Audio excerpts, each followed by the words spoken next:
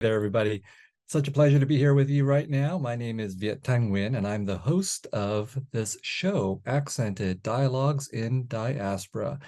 Um, Welcome to this 30th episode of Accented, Writing into Darkness, Intimacies of Survivorhood, where we will be speaking with poet Angela Peñaredondo and writer Beth Nguyen. Before we get to that conversation with our special guest for today, I want to introduce DVAN, or the Diasporic Vietnamese Artists Network, the producer of Accented. DVAN believes that the stories and aesthetics of a thriving Vietnamese diaspora can unite our global community. Our mission is to foster diasporic Vietnamese and Southeast Asian literary voices.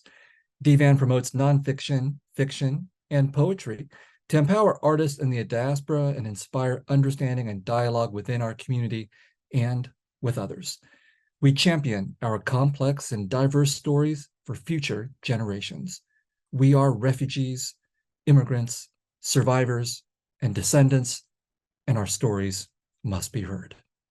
This show, Accented Dialogues in Diaspora, emerged to provide an intimate space to facilitate collaboration and connection between our community members and Southeast Asian and Vietnamese cultural producers to gather in conversation on their work, stories, passions, inspirations, and what they've been working on.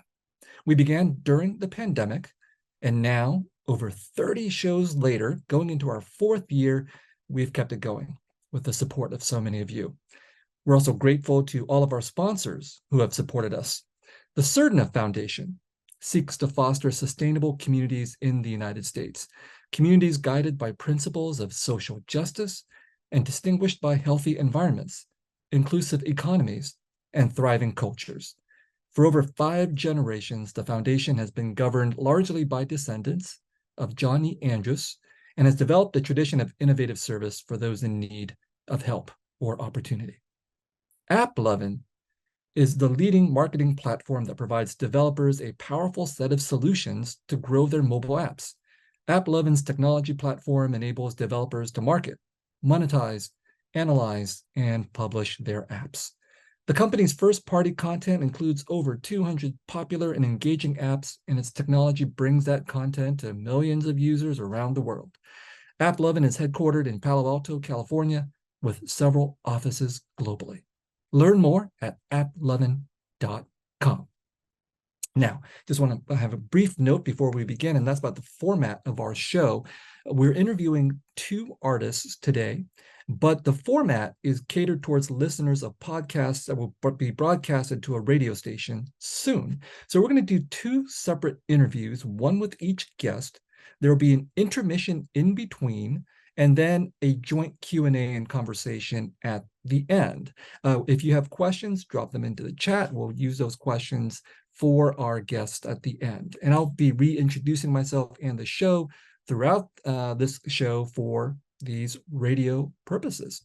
So with that, let's get to the first act of our show, the poet Angela Peñaredondo. Angela Peñaredondo is a queer Philippine interdisciplinary writer and educator. Peñaredondo is the author of Nature Felt, but Never Apprehended. All Things Lose Thousands of Times, which won the Hilary Gravendike Book Prize, and Maroon. They are assistant professor of creative writing at California State University, San Bernardino, and live in Los Angeles. Angela, welcome to Accented. Hi, Viet. It's a pleasure to be here. I'm so honored to be invited by DVAN and yourself and to just be part of this conversation. So thank you. It's my honor to be talking to you. I'm always excited to talk to poets and artists and writers. And one thing I discovered about you from your biography is that you were raised Catholic. Yes, you are correct. I was raised Catholic, and I still experience a lot of that today. So was I. That's why I wanted to begin there, because I'm so curious about Catholic upbringings and how they produce artists and writers. And of course, the Catholic upbringing produces different kinds of artists and writers. And your experience certainly seems to be inflected in your poetry as well, which explores religion and prayer And you've talked about how you were not just raised a Catholic, but you were raised in a very strictly Catholic household. I mean, part of me wonders whether there's anything but a strictly Catholic household. So maybe you just begin a little autobiographically and talk about what that was like in your family and your upbringing, this strict Catholicism. Yeah, that's a great question, and that's so interesting that you want to start off with that. And I think it's great that there's some commonality that we share in our upbringing. But you are right. I have not experienced yet what it is to be brought up in a Catholic household that isn't strict. But for me, it was like many Filipino families. There was um, a lot of going to church, right? Going to church and the act of worship and prayer through engaging with, saints and prayers towards saints and the ritual and the repetition of ritual and prayer and rosaries and beautiful very white looking statues of saints and figures, and also this underlying like Catholic mythology that seemed to permeate, when any kind of ritual or prayer was being had, and also this element of song that was there, but definitely very strict, ideologies when it came to marriage and gender and relationships and all those things. So that's what it was like for me. And being a generation immigrant, I definitely experienced that transition of being a very young, person, a child raised Catholic, and then, you know, immigrating to the United States, where is a lot more, let's just say, clash and opposition to those ideologies.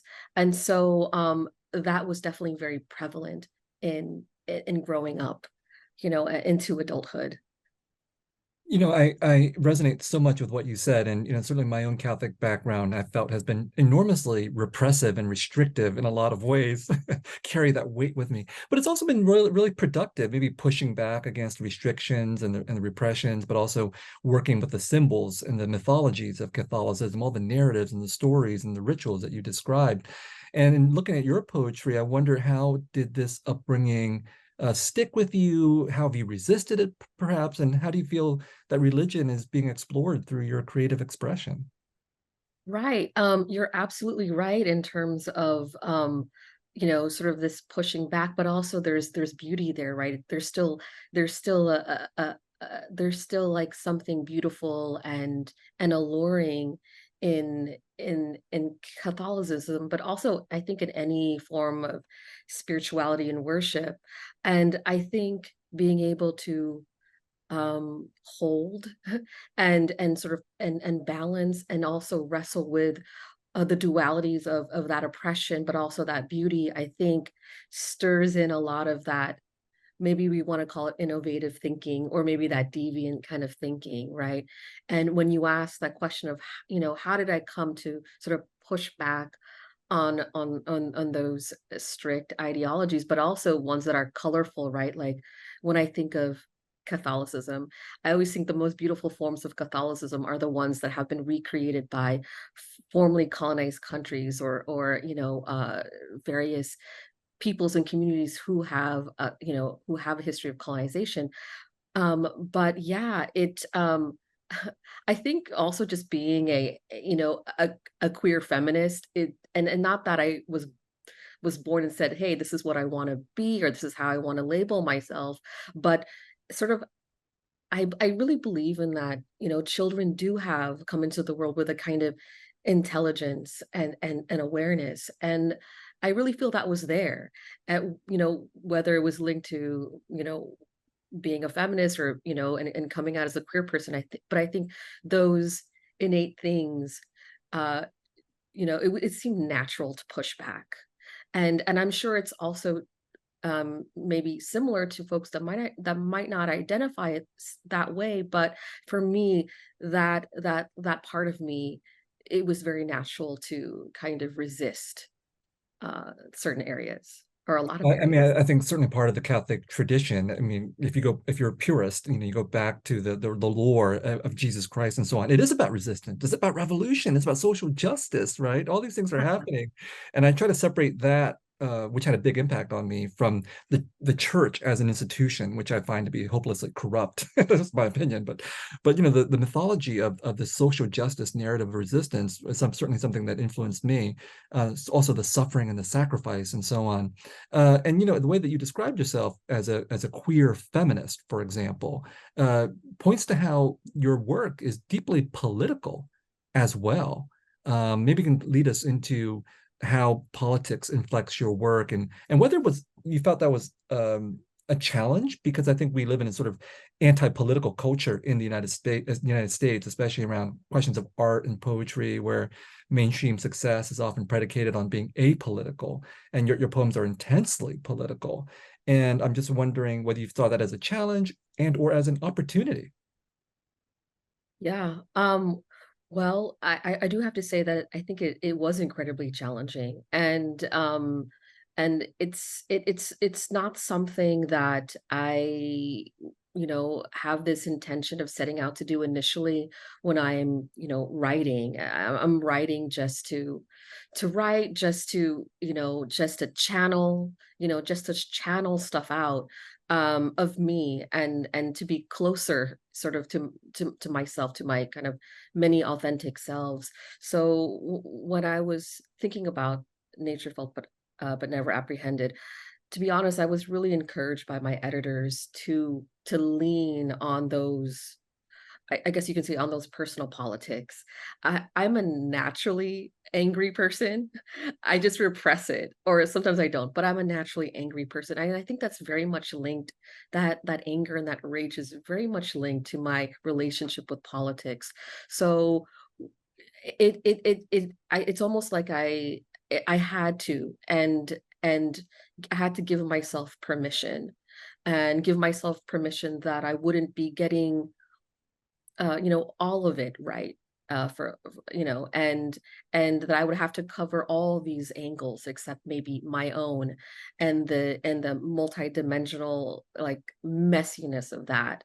And so yeah, I sort of just started really from there, from that root of that queer feminist lens, that I'm really not trying hard to not sound so prescriptive, but that's really how I came to that truth. And I love what you said about Jesus being this radical political person, because I do believe that. I do believe that's also a part of of Jesus's history, that's very, that's not talked about. And what it is, it's kind of a, I don't want to say dirty, but it's sort of like this deviant thing. And so with sort of that comparison, it's sort of like I just had to really be true to myself, and allow myself to go to these, these, whether they were transgressive or subversive places, um on a really personal level. I'm also, by the way, a naturally angry person. I just wonder how much of that comes from that Catholic repression mixed in with this sense that, what's being repressed institutionally, in our churches is that idea of needing to use every tool we have, including our writing and our beliefs, in order to combat whatever we think a social injustice happens to be. And I think we have something else in common, which is that in looking at your poetry, there is quite a bit of gesturing at concepts that are political, but also theoretical, like scholarly, academic. And I just want to read the one of the epigraphs from your most recent book. And this is an epigraph from the scholar Neferti XM Tadiar. In the revolutionary movement, such surplus can be found in the form of surplus life that is produced through rituals of radicalized grief and the invocation of what I call divine sorrow. That's a beautiful quotation. I'm an admirer of Neferti Tadiar's scholarship, but much of our audience may not know who she is. So tell us a little bit about her and her work first before we get to that epigraph. Sure. So my relationship with Tadiar's work is really through the avenue or from the perspective of a rogue scholar, really, coming into being part of, academia, being part of the institution. I kind of came in like as an artist, performing, right? And so it was really, it was or performing to be a scholar, so to say. And so like co- coming across someone who is a Filipina and a feminist, and who is also someone that is incorporates writers and poets, into her scholarship, into her research, into the kind of research she does, was, it was really important for me to sort of cross paths with her. I didn't take any particular classes to kind of open me up. I sort of like, it was almost like an old school DJ, like digging through the crates, where I came across her work, and then came across the not the most recent one, but it was things fall away, and that's where that quote is from. And it's the rest of the title is Philippine Historical Experiences and the Makings of Globalization, and I have those notes here in front of me. And so like it was really important for me to come across a scholar of, women's studies, of gender studies, and is thinking from a Filipino feminist lens, and is thinking about, the impact of globalization, the impact of like overseas migrant, work labor, or migrant work labor force, and is also invested in the Filipino body and intelligence and presence in the world. And so, coming across her work it wasn't by accident, but it was definitely something that I really had to search for, along with a lot of other scholarship that I came across. And and you know and it just really informed my own thinking as a creative writer, of what it meant for me, even though I didn't have the formal education of, studying theory or whatnot. But tapping into poetics or hybrid writing was a way for me to gain access to the understanding of this kind of language. um yeah. If you're just joining us, I'm Viet Thanh Nguyen, the host of Accented Dialogues in Diaspora, speaking with the poet Angela Peñaredondo. We were just speaking about the scholar Nefertiti Tadiar and part of what her inspiration was for you, and some of the words in Tadiar's epigraph to your most recent book, words that included surplus life, radicalized grief, divine sorrow. These are really powerful concepts. It might be a little bit much for us to unpack very quickly, but why are these particular concepts inspiring for you? Well, the first thing I think about when you bring out that quote, I'm just thinking of all the layers that I encountered when I encountered this quote. But I'm thinking of, when I think of divine sorrow, I think of, Catholicism, and the mythological, rituals that are in Catholicism, and the kind of prayers that are in there, kind of like divine sorrow, divine sorrowful mysteries and whatnot. Maybe those are things you're familiar with. But when I'm also thinking of something like radicalized grief, I mean, my relation to it, to sort of that term, is the idea that grief can be this portal for information, that grief is also this portal for like technology, right? And that through grief there can be innovative ways in which one can transform and think about, maybe engage in healing or re-seeing the world.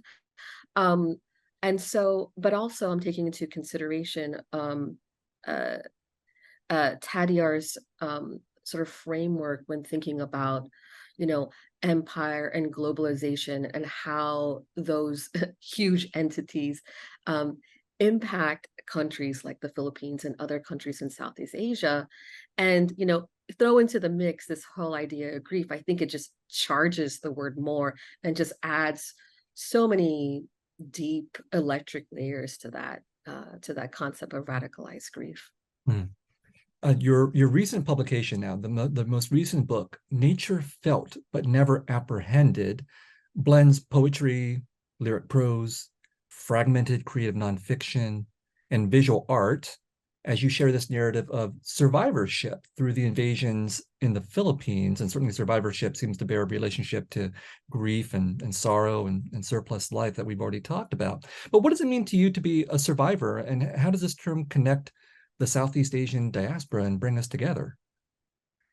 Yeah, that's a great big question.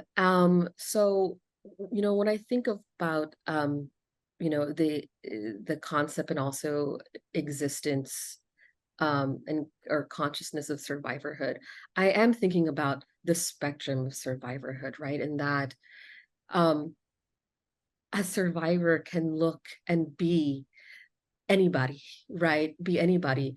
And but also what it means when we place, let's say, my experiences or my body within within the world, within the spectrum of survivorhood, I think adds to a much larger discourse of survivorhood, but it also extends a larger conversation on what resiliency looks like, but also what survivor language can sound like.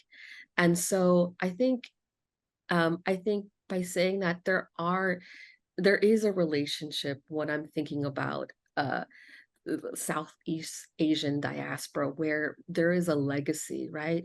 There is not only a political legacy, but this artistic creative legacy of survivorhood within stories, and also the spectrum of what survivorhood looks like, whether it's survivorhood from war, from forced assimilation, from the experiences of being a refugee or a migrant worker or a survivor of gender and sexual violence. Just I just feel that out of these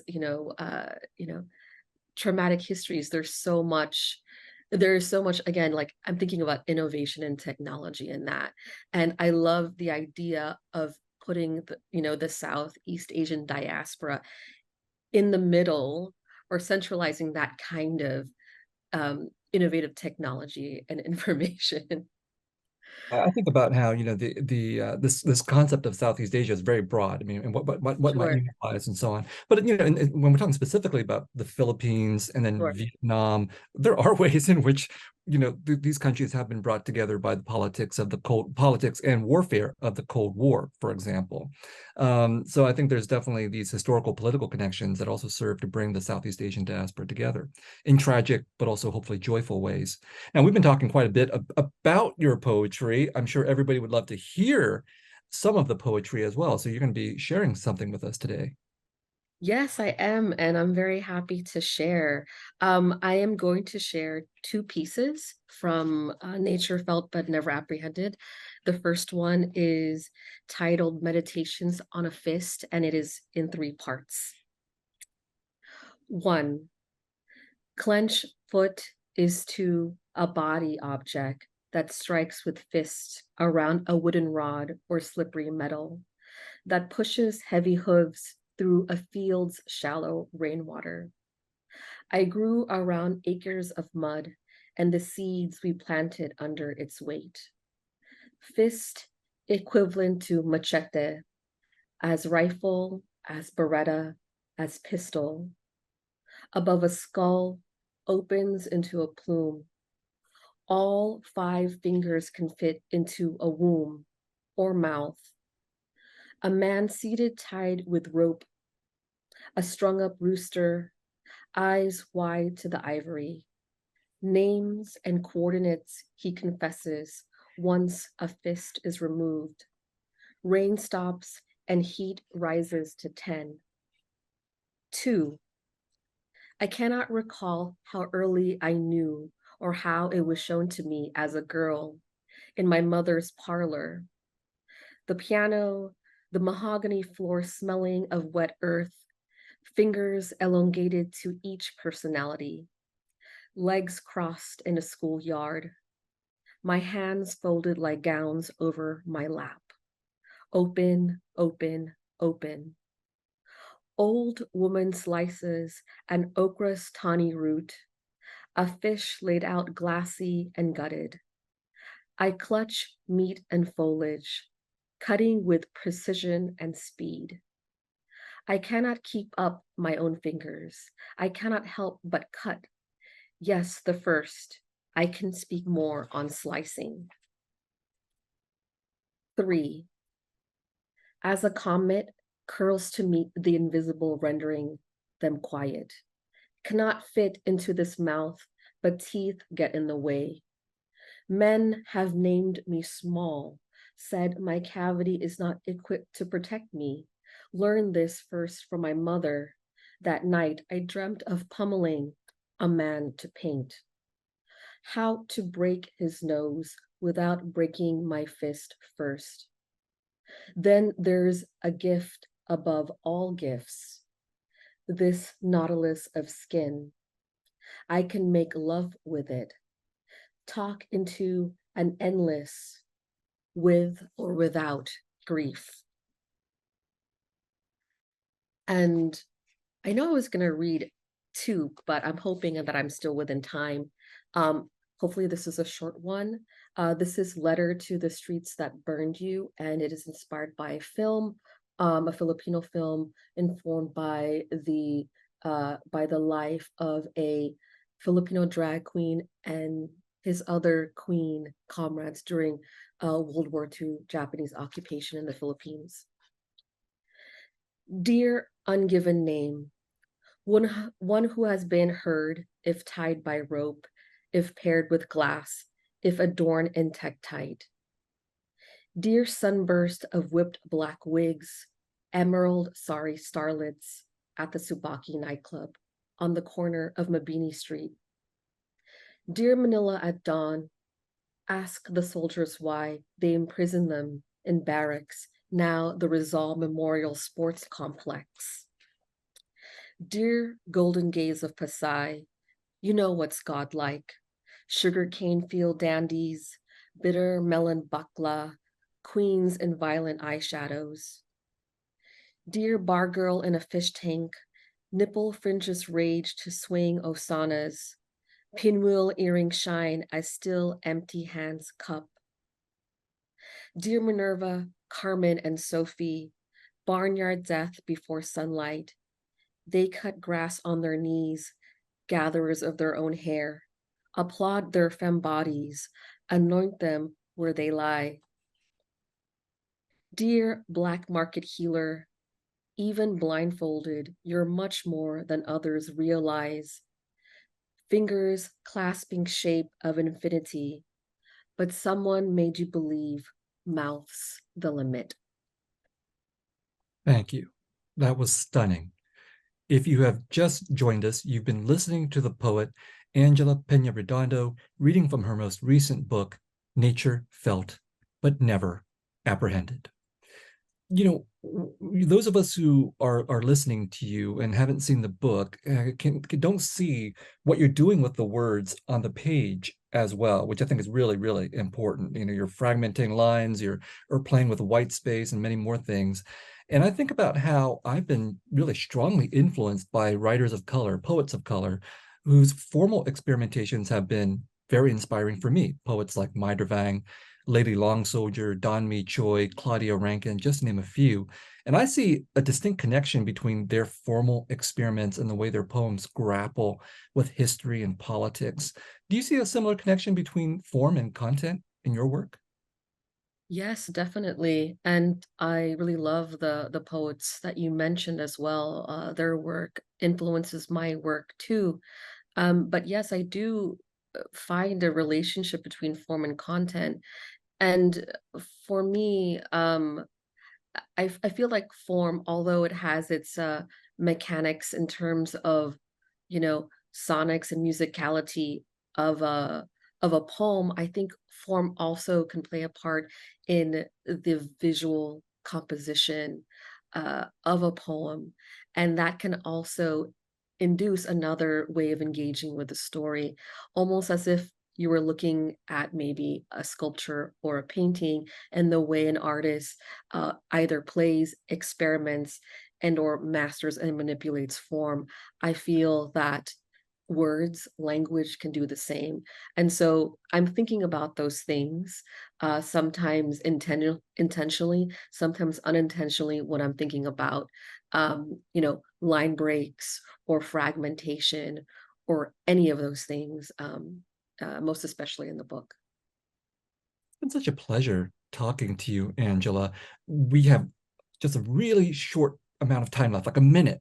And I just want you to address really quickly how you think you fit into the Philippine and perhaps Filipinx diasporic literary tradition, because you start your work with, epigraphs from Nefertiti Tadiar and Jose Garcia Villa, a major Filipino poet from the 1920s, 1930s. How do you fit in, and are there some important writers for you?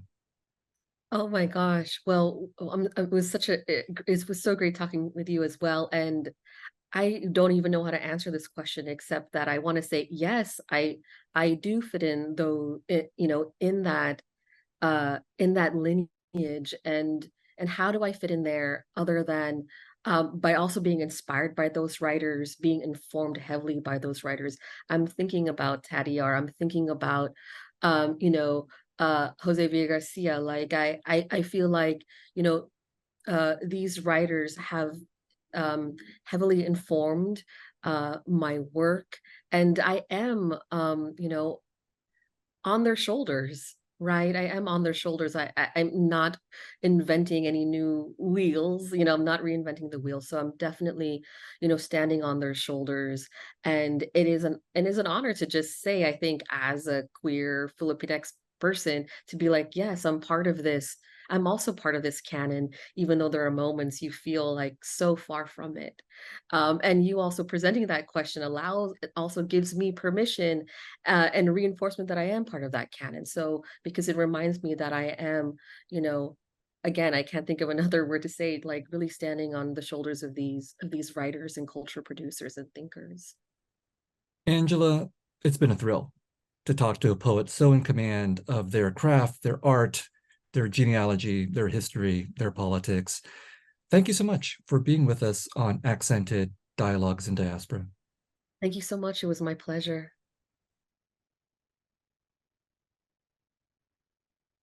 Okay, so those of you in the audience, I just had to hold the camera's gaze for a moment because we're going to transition now to our next segment with the writer Beth Nguyen, and so we're going to do this all over again. So bear with us as we restage this. Um, Annika, our producer, I don't have to repeat the whole introduction. I can just introduce Beth, right? Okay, got it. I got the confirmation. All right, everybody out there, hopefully you've been enjoying our show so far. It's going to be just as great with Beth. And if you have questions for Angela and then for Beth, please drop them in the Q&A after we're done with Beth.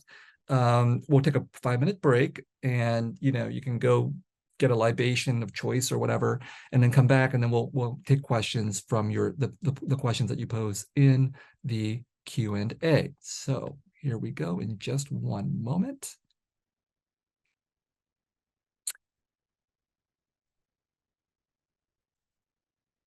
Welcome to Accented Dialogues in Diaspora. I'm Viet Thanh Nguyen, and today we're talking to the writer and memoirist Beth Nguyen. Beth Nguyen, who has also written under the name Bich Minh Nguyen, is the author of 3 previous books: the memoir Stealing Buddha's Dinner and the novels Short Girls and Pioneer Girl. Her awards and honors include an American Book Award and a PEN Jerard Award from the PEN American Center. Nguyen teaches creative writing at the University of Wisconsin at Madison. Hi, Beth. So glad to have you with us on Accented. Hi, Viet. Thank you for having me here, and thank you to everyone at DVAN. Well, we're going to start with names, and maybe this is a topic that you might find annoying or exhausting and so on. I certainly do, and maybe a lot of Vietnamese Americans, but other so-called minorities, people of color, people who come from countries or have ancestries in countries where English is not the language. Many of us have experienced challenges around our names in various ways. Many of us might have had multiple names that we use in different circumstances. I, have also experimented with my name in the past as well. And depending on the context, I'm Viet Thanh Nguyen or Viet Thanh Nguyen or Nguyen Thanh Viet and so on and so forth. And I know you've wrestled with this in your own life. And at a certain point in your career and your personal life and professional life, you decided to transition from your original authorial name, Bich Minh Nguyen, to Beth Nguyen instead. I find that really, really fascinating. And there's a chapter in your memoir that you've just published, Owner of a Lonely Heart, that tells a story of your namesake and your reasoning behind those two names. Before we get to that, I'm just interested in your personal story though about how about your experiences with your name and what brought you to undergoing this change. Yeah, so names are it's such a great topic for everybody. No one ever gets tired of having an opinion about everyone's names. And so my given name, Vic, it's a beautiful name, but it's a difficult name to grow up with in the United States. And it was just the name I always had. I just dealt with it, even though it was often difficult. And I was always explaining myself. And I published, 3 books under that name. And then I was in my 30s and I decided, well, what would happen if I actually did change my name? I started going by a different name, a really simple name like Beth. And would life be different? Would I think of myself as someone different? Would people treat me differently? So I started doing it as kind of a social experiment. And I found that life was different. Not just that, people automatically assumed that I was American, rather than Vietnamese. Like they didn't think of me as a foreigner in the same way, but also that this was disturbing to me, actually. I felt so much more comfortable because I wasn't always anticipating having to explain myself, because I always did. Whenever I wasn't interacting with the Vietnamese person, that is, I would always have to explain myself. And so taking that out of the equation, I felt like a different person. And it was wild. I did not know that experiment was going to feel that way. It felt like having a second identity. It felt like freedom from the identity that I'd always wrestled with. And so I thought, you know what, if I'm going to publish another book, I'm just going to go with this whole new name and see what it feels like. I just take the experiment to an extreme. I don't know if I will stay, Beth forever. And I kind of feel that people should take more liberties with their name. Why not? Why should we keep one name just because somebody gave it to us? My analogy is like the Golden Girls. We all start up as Rose, and then maybe we go into a Dorothy or a Blanche or Sophia phase of life. I mean, we have writers who decide to write in a different language at some point in their careers, for example, Oh yeah, Beckett, Jhumpa Lahiri, and so on. I'm just out of curiosity, do you know of any other writers who have actually changed their names mid-career? The the comparison that most people point out is, and this is T.C. Boyle. Mm. My former colleague, right, right. But I don't think that many people, but why not? They should. You just like a do-over. Right. I mean, Tom Boyle, T.C. Boyle has a great story about how he started off as T. Corrigeson, I think that's how you pronounce it, Boyle, because it's a totally made up name, this middle name, I believe, but it obviously drew attention. And in some ways, you're going in the reverse of that. Yeah, I think names do, are part of our identities. When I was a freshman in college, I briefly experimented with calling myself VJ.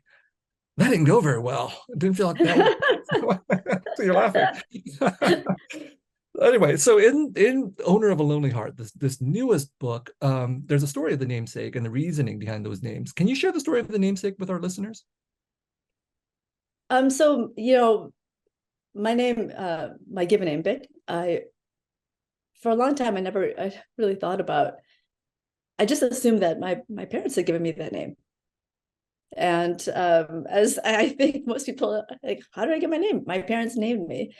And I learned later on that it was actually my grandmother, my paternal grandmother, my Noi, who gave me that name. And the fact that I learned this so recently is another reason why I wrote this book, actually, because so much of this book is about silence and the gaps in the stories that we know or don't even think to ask. I mean, so many times those gaps are sort of our own fault, in that I didn't take the time to ask, or it didn't even occur to me to ask so many questions until it was kind of too late. And thinking about that, identity and the origins of names and naming was such an integral part of my identity growing up in Michigan in the 1980s and beyond. And it became an integral part of this book too, because it's so much about not just figuring out identity and a sort of traditional, like, who am I sort of way, but also trying to reclaim it or fashion something new, and maybe even accepting that it's never going to be answered. There's never going to be a moment of, oh, I figured this out, oh, I know who I am now, or, this is what identity is. It's constantly shifting. And I think our feelings, like my feelings about my name, are also shifting. Just like how our shared last name, Nguyen. And now in America, nobody thinks we're all related. They used to. Depends who you're talking to and where. Sometimes, but Yes. do you remember when suddenly people started being able to pronounce it? No one can pronounce it. Yes, I mean, it did. Well, what's I don't think people can pronounce it, but what's interesting is that so many people that I meet now want to try to pronounce. Yeah, they could try, or they don't make it sound too terrible. I mean, I've met a lot of people, TSA agents and stuff, who can pronounce it. It's true, but you have to understand there are about 90 million people in Vietnam and 4 million in the diaspora. I've read a statistic that says about 40% of us have the name Nguyen. So just by sheer impact of our mass presence, yes, we are making some transformation in various landscapes.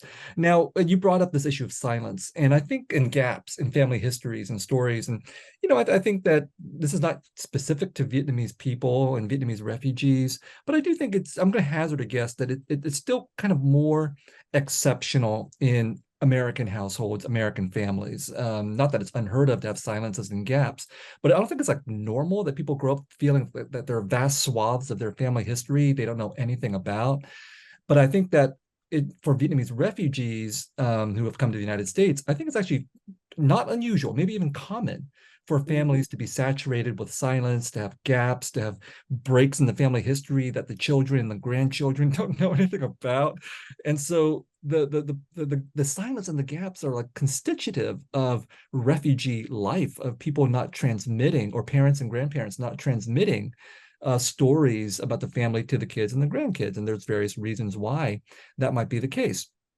In your book, you write that silence is the language we have with each other and the one we know best. I'm wondering if you can, elaborate on how this memoir might be an act of breaking that silence. Yeah, I think that, I mean, we know, this, that one of the differences between being a refugee and being an immigrant, in the United States, is the romantic European narrative of immigration is frequently told, and is, family history. It's a source of pride for a lot of people, but I think for a lot of refugee families, it is suffused with a feeling of shame and loss, from which silence easily grows. And if we don't talk about it, then we won't pass along problems. If we don't talk about it, it's not there. I mean, I actually understand the feeling. I do. There's so many conversations I've avoided in my life with various people, because, if you don't talk about it, then it'll go away on its own. And that's how so many of us end up becoming writers because we're surrounded by the silence and the void that our creativity, our imagination wants to fill. And so in a way, yes, I do think all writing is, regardless of genre, is a way to contend with that silence and to maybe partially to break it, but also to grapple with it in a way that can also be respectful. Because so my relationship with silence in my family is that, not that I think it's necessarily a bad thing, but I'm trying to understand why it's there. I don't think that every silence should be broken, and I don't think that every story has to be told, at least not to everybody. And so a big point of narrative, part of the narrative in my book is, what stories do I have a right to know? What stories do we as readers have a right to know? What do we demand? But what do we actually, what should we get? We don't get to have everything as readers. Just because we're reading it, just because we're curious, doesn't mean we get to have all the answers we want. And my curiosity is not more important than my mother's right to her privacy. And I think narratively, that was sort of a breakthrough for me in figuring out this book and what it even means to write nonfiction. If you're just joining us, I'm Viet Thanh Nguyen, host of Accented Dialogues in Diaspora, and we are speaking to the writer Beth Nguyen, author of the memoir, Owner of a Lonely Heart. Beth, your memoir tells your story of fleeing Saigon at 8 months of age and not reuniting with your mother until the age of 19. Can you share with our audience and those who haven't yet read your book the backstory of why your mother stayed back and what it was like to reunite with her as a young adult? Mm-hmm. Yeah. Do you want me to read just a tiny bit of it, This would be great. We'd love to hear an excerpt because from this part, it's just the beginning, a tiny bit from the beginning that kind of explains that. So this is just the very beginning of the book, and I'm editing it a little bit. Over the course of my life, I have known less than 24 hours with my mother. Here is how those hours came to be and what happened in them. I grew up in Michigan, in a mostly white town in the 1980s, pretending not to be a refugee. Back then, the idea was to forget the past and move along. Stay out of trouble, don't talk about the war, don't react to racist taunts, behave well enough not to get noticed. And that's what I did. I did my homework and watched television and climbed the neighbor's plum tree.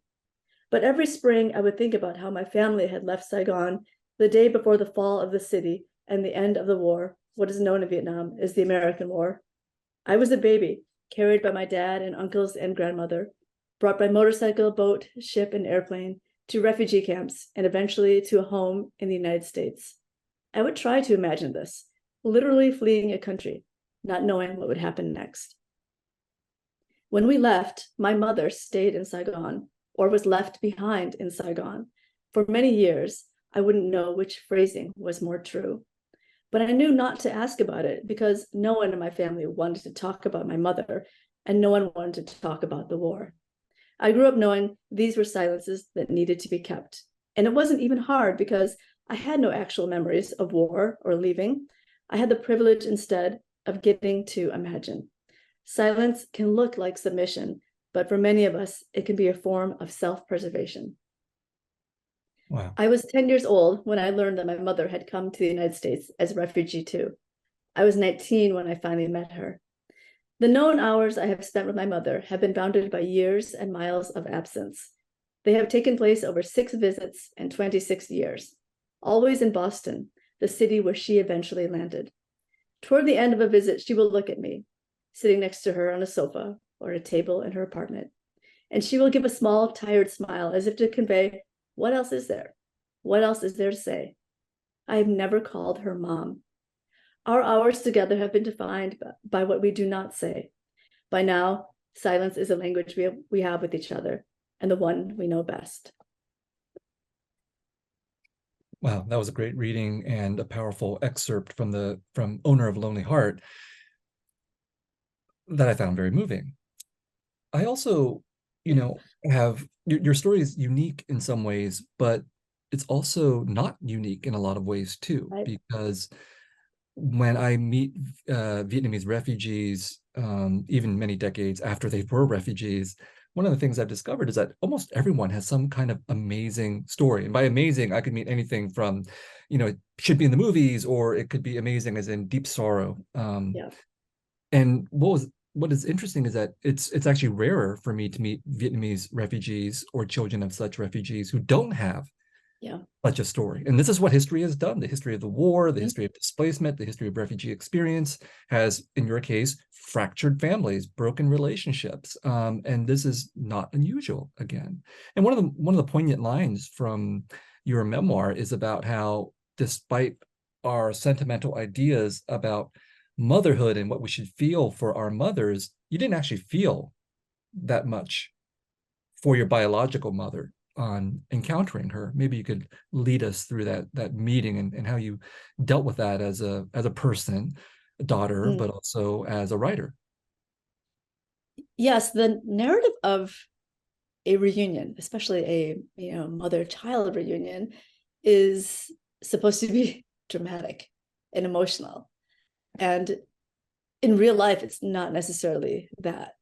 And I was interested in the way our expectations about something, the idea of motherhood, the idea of a relationship between mother and child, how those expectations meet up with what actually happens.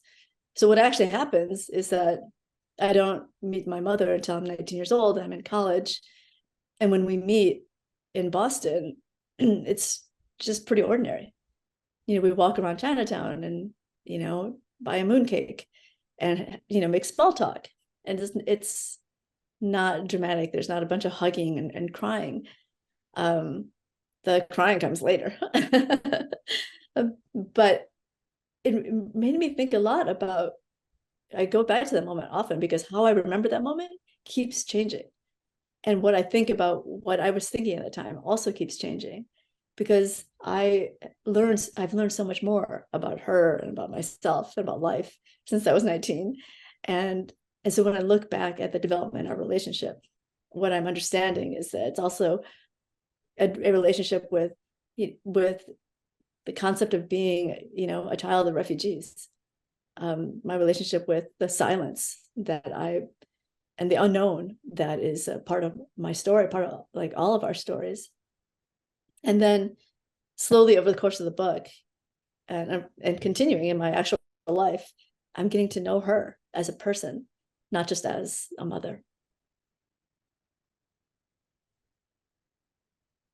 Refugees, mothers, writing, three key themes that have so far emerged in our discussion about your memoir, Owner of a Lonely Heart. I'm hoping we get to all of those themes, but let's start with refugees. You write about the experience of being in the generation of people that were, in your words, born in one country, but raised in another. You don't have memories of the war, but instead have the privilege to imagine it. And you describe this experience as an uncertain space, liminal state, partial refugee, where all the gaps are filled with shame. What's it like to be a refugee who has no memories of where you came from? And can you tell us more about this liminal state of being a partial refugee and how that's different from being a refugee? I think this is going to sound very twisted. I think I often felt like an imposter refugee, with a secondhand trauma. And because I always felt like, I grew up American basically because I grew up in the United States. So what right do I have to claim that I didn't suffer, consciously suffer? Maybe I did, my body suffered, but my mind didn't. And so I always felt like I had no right to feel, I have no right to feel bad about myself. I didn't go through what my parents did or my grandmother did, my uncles. And I respect what they went through so much and how they have, gone through life, and how they dealt with it. And I always felt like, I should be just so incredibly grateful that they did all this, for basically for my sister and me. So that's kind of what I was thinking, that in this sort of partially sort of self-hating Generation X kind of way, that I don't deserve. I don't deserve any kind of sense of access or belonging. I just gotta deal with stuff on my own. And I do think that part of writing this, or part of the impetus to write this, was to figure out why I feel that way and what that space even means. And I do still actually think, I don't think of myself as as a full refugee. I'm like a technical refugee, but I really always want to acknowledge the incredible privilege of getting of growing up in the United States, basically.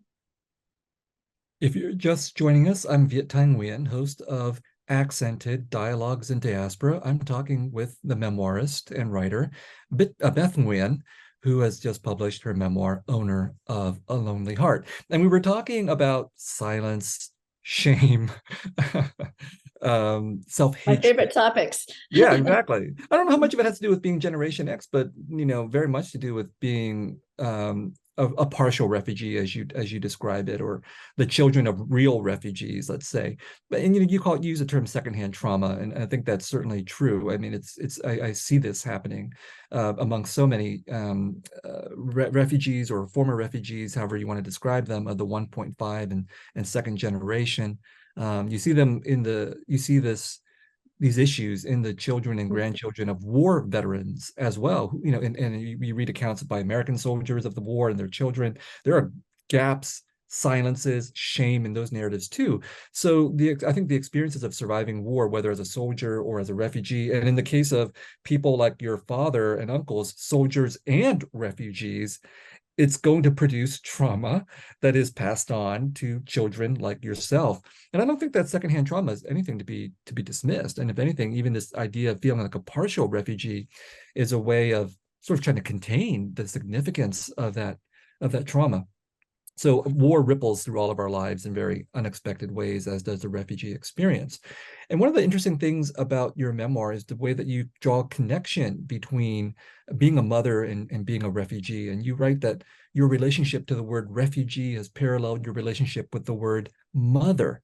Both are, you say, weighty constructs infused with assumptions. Can you tell us more about this parallel and how you see a connection between motherhood and refugiehood? Yeah, that's somewhere in the book. I write about how after my first child was born, was a baby, I woke up in the middle of the night. I was always waking up in the middle of the night. And I wrote down a sentence that was something like, when I became a mother, I became a refugee. And it didn't make sense to me at the time. But years later, it did, in that I understood that these were selves that I was learning about, and learning about what it meant to inhabit them. When walking through the world, being a mother or being a refugee is something that can be hidden at the same time. Like, nobody knows I'm a mother unless I say it. Nobody knows I'm a refugee unless I say it. And I think that was really interesting connection for me to make, this idea of a self within another self, and how we can claim or reclaim that space and step forward and say, this is actually who I am. This is my identity. But it's not entirely I have many different selves, but it's a part of me. And how that feels sometimes scary, sometimes brave, sometimes, traumatizing, difficult, wonderful, all those things that make up for me what it is like very much to be a mother, and also what it's like to be, living this post-refugee experience in the United States. In another part of the book, you write that to be a mother is to form a new understanding of time. It is to form a new relationship with all that you know about your body and its capacities. It is not a do-over of your own childhood, but close enough. I'm wondering if motherhood has been a healing process for you. I don't know if that's the right word you would use to describe what's been happening in your life and your writing because of the experience of becoming a mother. Yeah. So the interesting thing about being a parent, which, there are many aspects of it that are very healing, because you can go back in a weird way to your child self and understand what your child self was going through, and almost, convey a kindness to that younger self that you couldn't have before, you weren't aware of when you were young. But at the same time, parenting is full of wounds. It's just like there's a lot of wounding and there's a lot of healing. And so it's like, to me, it's constantly going back and forth. Oh, this, that, like that. I'm so wounded by something my child did or said, because it's enacting or reenacting something that I was wounded by as a child. Or being a parent is just so, you're thinking about somebody else in that fearful way constantly. So the wounding and the healing is almost hilarious, constant relationship with each other.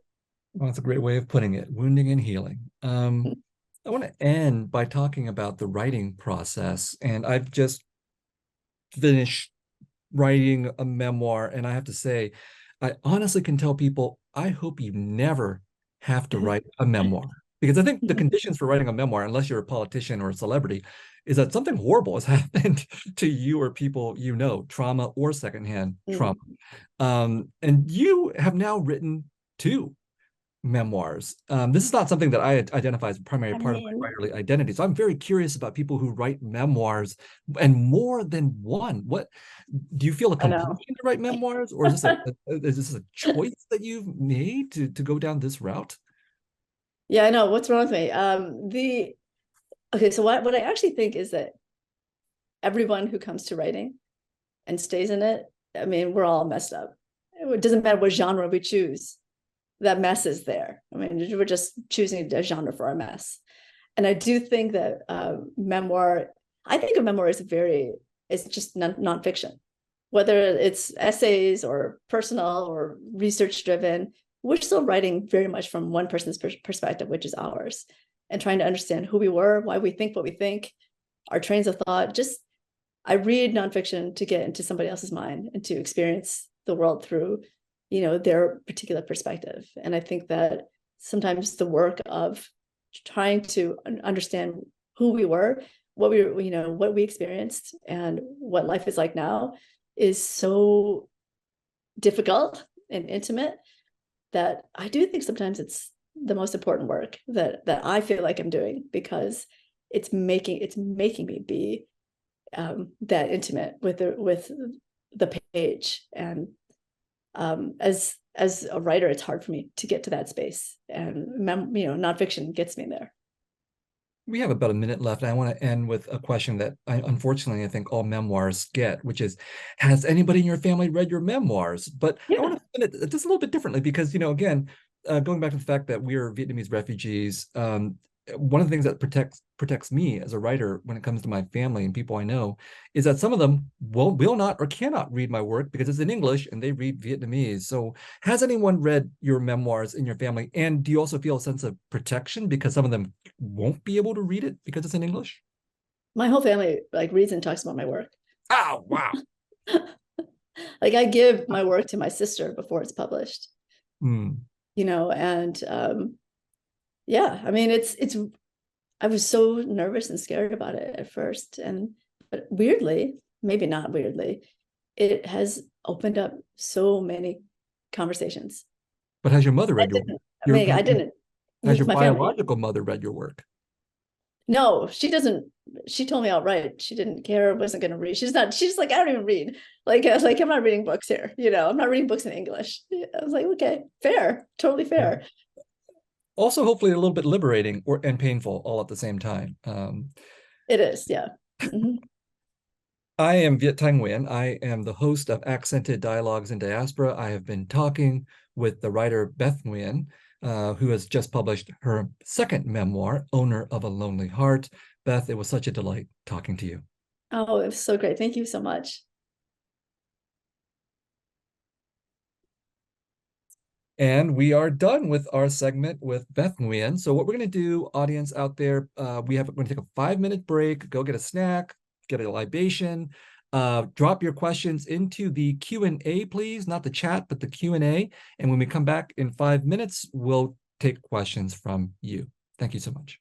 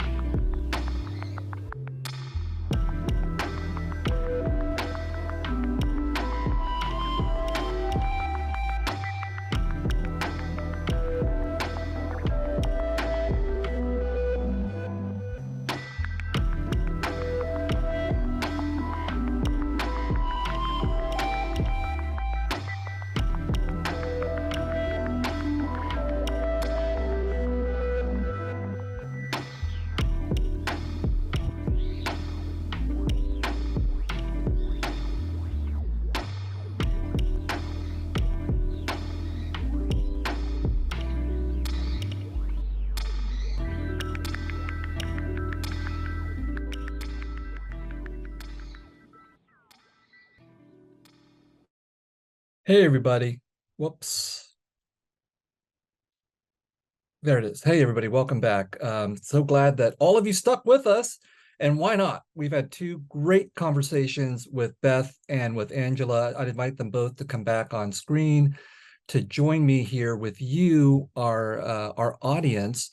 And I see a few questions in the Q&A, so keep dropping them in there as we go along. And we're going to be talking for, I don't know, 20, 25 minutes, whatever feels organic and good. And I just want to start off by saying, hey, Beth and Angela, it was so awesome talking to both of you. Both of these conversations went off in their own really fascinating directions and brought up questions of heritage and history and form and diasporic and refugee experience and personal suffering and trauma and all that kind of good stuff, because as Beth said, we're all messed up in some kind of way. Well, that's true for me. Beth has already confessed to it. I don't know about Angela, so I'm not going to assume, but I've rarely met a well-adjusted writer, so there can always be a first time. So we have some great questions from the audience. Let's start off with a really, in-your-face, challenging one, and this is from someone who chose to remain anonymous. Does writing about one's heritage ever feel like selling out or catering to expectations of whiteness, particularly in memoir? Although I do think that, Angela, in your work, you also address questions of heritage and history and so on. And this idea that writers of color or writers of any kind of difference or so-called minority situation, whatever you want to describe that, especially in a context like the United States with its particular kind of publishing industry and literary culture and so on, regardless of what kind of genre or form that you're working in, there's always that, for many people, that plaguing sense of the so-called white gaze or some set of dominant expectations and so on. And so, yeah, let's start off with Beth, since the question was particularly about memoir, and then Angela can take a shot at it too. It's an important question, and I always ask my students, when I'm teaching nonfiction, one of the questions I always ask them is, think about, am I avoiding? Am I exploiting? Because chances are there's a lot of avoidance going on, but very little exploitation, usually, in a weird way. There's usually much more avoiding in nonfiction. I think fiction is the genre where far more selling out and exploitation happens, and that's actually where much of the criticism lies. Nonfiction, it's very hard to do that to yourself and to your family, and that's why it is a tough genre, and it's a genre that makes people have to question their ethics as a writer, because what are you doing? What are we doing? So I don't feel that question of selling out in nonfiction, really, because I think of it as trying to really, dig into the perspective that one person has. You can't write a memoir that is collective. That to me is like selling out. I think it's really, this is my perspective, and I might be wrong, and this is just me, and I could also change my mind. I chose to deal with that as directly as possible. In my book, Owner of a Lonely Heart, there's a part, for example, where I talk about how I remember meeting my mother, and then I realized that I keep remembering it wrong. My mind wants to remember it in a different way, and if we're doing nonfiction right, we're actually calling ourselves out all the time.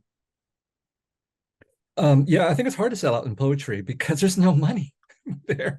Ouch. No, I mean, honestly, it's the reason why people point the finger at novelists or fiction writers is because you have the chance to make some money or even a lot of money, and so yes, the potential for selling out is greater there. But when was there last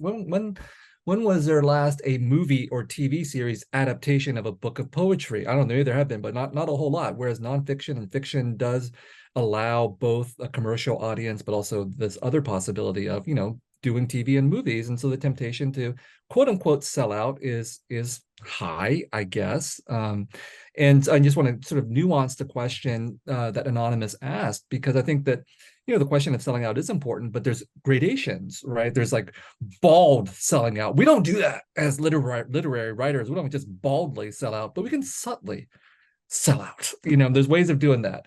Okay, but I also want to say we should also get paid for our work. Oh yeah. So I don't consider getting paid being selling out. Those are not the same thing. Okay, but here's where we get into the complexities, especially in the United States. Yes, for a lot of writers, you don't get paid a lot, even if you sell a book of nonfiction or fiction. Right, that's very true. However, you can become a professor of writing. I mean, that's where the real money is, honestly, right? So again, this is where the question of complexity of selling out gets a little bit complicated. I'm not pointing the finger at you, either of you, since you're both professors of creative writing, but I mean, that is a situation in which we see the market not just being the transaction between writers and readers, but also between institutions that return rewards in different ways. So maybe I'll amend my poetry comment a little bit by saying, even if poets usually are not so baldly selling out, I mean, hey, there are ways to write poetry that will make you more hireable to certain kinds of audiences. And again, to be a poet paid, I don't know, $80,000 a year, $100,000 a year. These are not unheard of figures. And my God, you could be a poet making $200,000 a year in a university. That's not unheard of.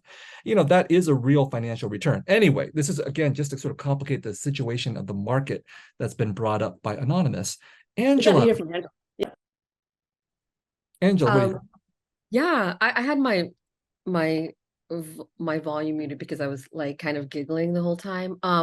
Yeah, I really appreciate how both of you were, picking up on those nuances. And I think that is a really hard truth for the majority of poets, yet that there isn't money. There's very little money with, in poetry.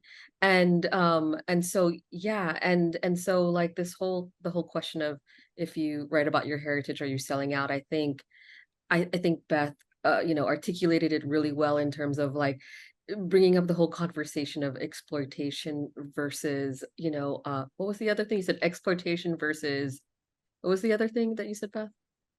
Avoidance. Avoidance, there you go. See, and I'm an avoidant person, so that's why I couldn't think of the word avoidance.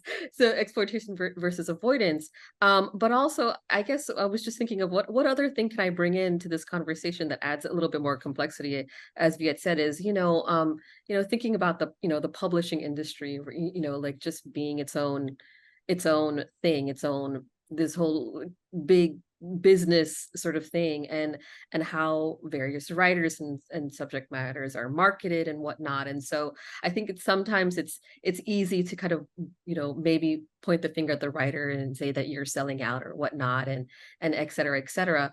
And that I think these larger publication houses do, and also other businesses that are part of the game do a lot of that, kind of directing readers or viewers or what have you to look at it in that way, like this sort of selling out sort of situation, or we'll just say the media at large, right?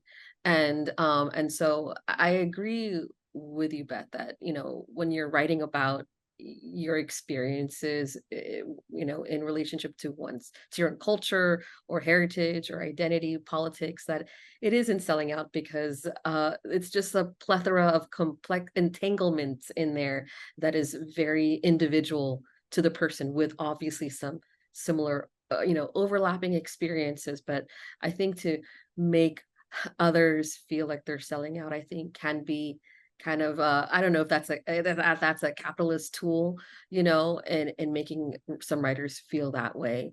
And yeah, so those are my thoughts about that. Yeah, I mean, honestly, there's no purity in capitalism. We're all contaminated in one way or another. For sure.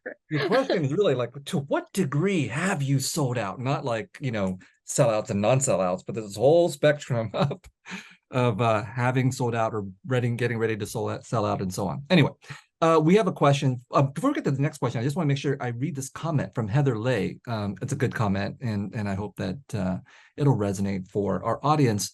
Not really a question, Heather says, but a thank you to your guests for speaking honestly and vulnerably. As a spouse of someone in the diaspora, I always learn so much about the quote-unquote refugee experience from this program, and I'm so touched by the thoughts, feelings, emotions, and triumphs of those who've been brave enough to write about their lives. So I just, wanted to read that acknowledgement by Heather, and also, to sort of raise the issue of vulnerability and bravery. I think it does require vulnerability to be a writer, or to be a good writer anyway. If we're talking about poetry, memoir, fiction, I don't know if it takes vulnerability to be a journalist or a technical writer, but for the kind of writing that you do, I think it does take vulnerability. So my question, just to elaborate on what Heather brought up, is, do you find that vulnerability already inside of yourself, or is this something that you have to cultivate? And is it scary to be vulnerable through the writing?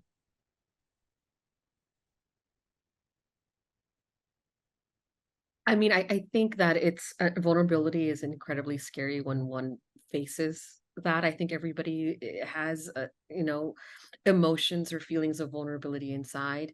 I think the confrontation, I feel, of vulnerability is probably the scariest thing, and I do believe it's different for everyone. But for me as a writer, as a poet, and knowing, going back to the conversation of like selling out, but also the whole public publishing industry, and it's like, and when you mentioned, hey, out 200,000, I was like, maybe I should sell out for $200,000. No, but yeah, like vulnerability, I think is an incredible resource, for storytelling, and also just like learning to be very self-aware of yourself, and the position you're in when you're telling a story. I mean, like, I'm a poet, but I know that through poetics I'm still telling a story. But yeah, that I think vulnerability is definitely key there. And I don't know what you think, Beth, but it's I think there's when one is an artist or a writer or a poet, you're consistently faced or confronting your vulnerability, whether you want to or not. I do agree with that. And I think that is a key part of the work. And that's why writing is so hard, because it demands that we go to that vulnerable space to make it significant. And I feel like when we feel a work, and we feel it's that thing that we can't quite maybe define, but it's the heart of a work or the soul of a work, that usually, I mean, that comes from being vulnerable as the writer, and bringing that full self to the page. And because we're talking about this, I do think it's important to say that if we're being vulnerable, I think that negates this whole idea of selling out. And I do think that the very notion of selling out is not is almost like a form of silencing, actually, is what I think it is. Because I've never thought of work as selling out. Never. I was teaching so much literature over the years, and seeing people, helping people write, and just talking about different stories and poems we've been reading. I don't think I've ever thought about it as like selling out. It's production of art. It's, the work that we do. And sometimes we get paid and sometimes we don't, but all art, when we appreciate it, and the recent strike showed us that we should be, paying money for art, whatever form that takes. And I absolutely believe that all artists deserve to be paid for their work. And so I don't think of it as selling out. I think of it as, we're doing a different kind of work that is not appreciated enough in this country. Great answer. Yes, we should be paid as much as medical doctors. If they're going to get paid, we should get paid. All right. So we have a pretty perceptive audience. Here's a follow-up on the vulnerability question from audience member, I'm not sure if it's Lan or La N, but they write, so you do have to write with, no, that's the wrong question. Wait a minute. I think that question was deleted.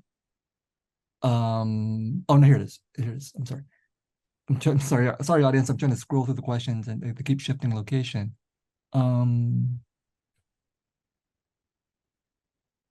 I can't find the question, but it was a question from La N about possible. Here it is.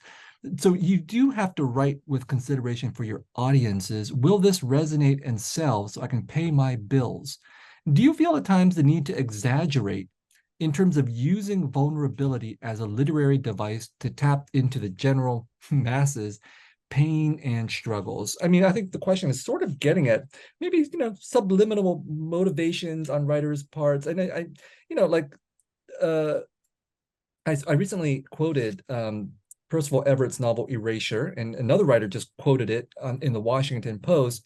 And the novel's having a moment because it's just been turned into a movie with Jeffrey Wright. But the basic plot of the novel is a writer who happens to be Black, who's never written anything about being Black, gets so fed up with all the projections onto Black writers about Black experience on the part of white audiences or non-Black audiences that he decides he's just going to give it back to that audience by writing a novel of Black pathology so extreme that nobody could take it seriously. And then, of course, the point of the comedy is that everyone does, in fact, take it quite seriously, and they don't get the joke. And the more he pathologizes Black experience, the more he gets rewarded. So I think this question from La N is getting to that there is a temptation, perhaps, to exaggerate the vulnerability, whether the vulnerability is racial or sexual or personal, and so on and so forth. I mean, do you think that this is something that you have? I'm not saying whether you have done it personally, but do you feel that's a temptation for writers in general, that vulnerability sells, let's say? Certainly seems to be true in the memoir market, for example. And is there then sort of an incitement for writers to exaggerate whatever it is that supposedly makes them vulnerable? You know what? I think that the people who do that are generally white writers, because they have to exaggerate and fictionalize. Do you know what I mean? I think most of those literary scandals that come up are targeted. Yeah, I mean, the white writers targeting underrepresented communities. Like diasporic writers, for example, we have no need to exaggerate, generally speaking. Our question is more about what do we want to give and what do we want to hold back? What needs to be said and what just feels like self-exploitation? Those are more of the questions I think about. There are a lot of stories, there are a lot of terrible stories I could tell, but I haven't, because I don't want to, or they don't fit the narrative, and mainly I just don't want to. I do agree that publishing has this thirst for the worst possible stories, this thirst for trauma, because trauma sells. And I do think it's important for us to think of as writers, like, we don't need to do that. We don't need to write our trauma just to sell, for a gaze. And I think that's an important literary discussion that's happening. Yeah, that's a really tough question about the whole idea of exaggeration. And I'm just thinking about, also just, story, or when I'm thinking about poetics, or I'm thinking about fiction or nonfiction, sort of this illustration of, diverse human experience. I mean, I do believe that, drama, or the element of drama, plays a part in lots of good literature. And sort of what is the, maybe what is the difference, and where does drama and exaggeration overlap? I do feel that there is that, that messy liminal space, right, where that overlap happens. And I don't know if there's a right or a wrong here, but I think that question that one of the audience members brought up, in terms of exaggeration, I think it brings up all these things that come into question, like, when you talked about Percival Everett's sort of work Erasure, and it sort of becoming this movie. And I think there is a relationship with what Beth said about that. I think audience members do gravitate towards trauma, or do gravitate towards high drama. But also, like, I think literature is also entertainment. That is not also to kind of completely, like, ignore that there is, whatever dishonest exaggeration that happens. But, I also want to think about, there is also, that's part of entertainment, or this part of literature that is to also entertain and to tell a story. And also thinking, it's like, it's being in the space of like yes but also no, like yes and no. And this whole idea of exaggeration, I think also, it could be also a relationship that, or like a topic that readers or viewers ask themselves, like what they feel about exaggeration, like what it means when their own emotions are being, are being not manipulated, but are being activated in that way through that kind of exaggeration or drama or storytelling. Like what kind of conversations come up, in these kind of exaggerations, if it does take place. And I might be going off on a tangent, but I think it's such a great question. We're having such a great conversation, and there's so many good questions in the chat, and like everybody stuck around for this, so I'm so jazzed about that. Okay, we'll probably have time for a few more questions. So this one is from another anonymous. For Angela and Beth, have you interviewed family members for research for your writing? And if so, what has been your experience doing so? Any advice for a fellow writer who wants to interview family members about possibly painful things, but hard to break through the hesitancy and doubt?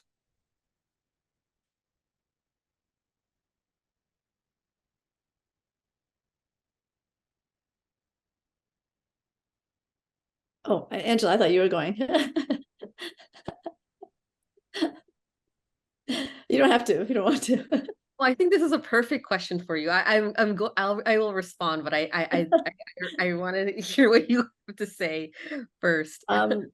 It's hard to do it because, so what I found that if I say that I'm like this, and I'm gonna bring my, like, we record this and we're gonna sit down and ask, and nobody says anything. They're just like, yep, it was hard.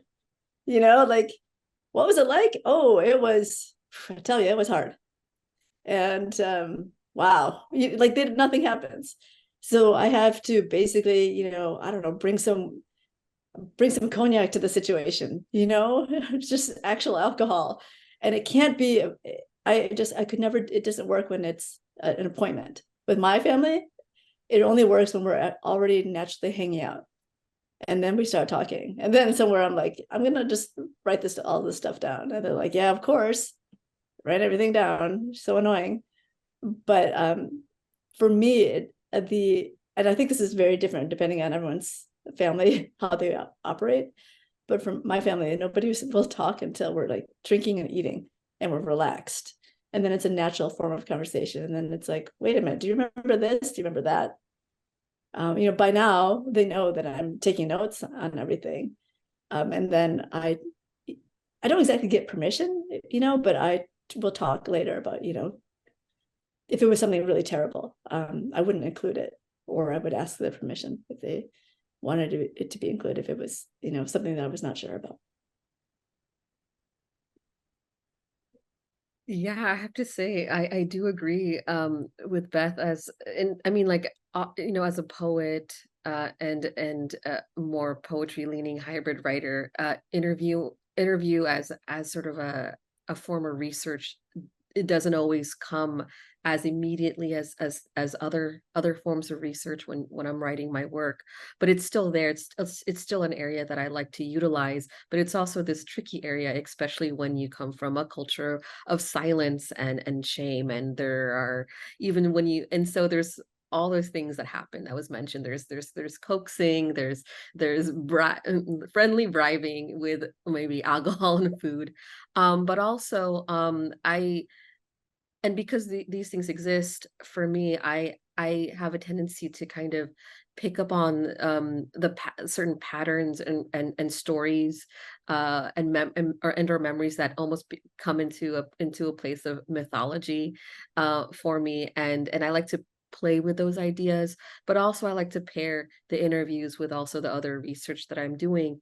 But I'm also really quite fascinated with the idea of what it means to reimagine history and reimagine memory. And I feel for me that I learn a lot from fantasy and science fiction writers. So this kind of reimagination, when the reality is there's so much that has been either erased or hidden because of pain and shame, but that again, there's this idea that one can reimagine, history or aspects of history in some way, and in the within sort of the creative platform of poetry or literature. And so for me, a lot of reimagining occurs, and that for me is also a way in which I can be more playful and more creative and even more compassionate when it comes to thinking about history and familial and cultural history. We're about to end, but for all of those of you in the audience, please don't leave right away. When the music starts, our producers are going to put links into the chat for you to buy the books of our authors, Angela Peñaredondo and Beth Nguyen, and also a link to a survey by the Diasporic Vietnamese Artist Network that we hope you will complete. So help us out and help out the authors by filling out that survey and by clicking on those links to buy their works. Thank you to the audience for asking such great questions. There are several more that I have not had the chance to get to. And I thought the questions were so good, so provocative, leading us to this rich conversation, but really a conversation that was rich because we have such great guests in Angela and in Beth. Angela and Beth, thank you so much for joining us, for sharing your work, sharing your stories, sharing your methods, sharing yourselves. It's been great talking to both of you on Accented Dialogues in Diaspora. Thank you. Thank you so much. Thank you. It's been great talking to you both as well. And thank you to DVAN for inviting me here. It was such a great experience. Yeah, this is wonderful. For us as well. Good night, everyone. Stay in the chat and click those links and buy those books and fill out the survey. Good night. See you in the next episode.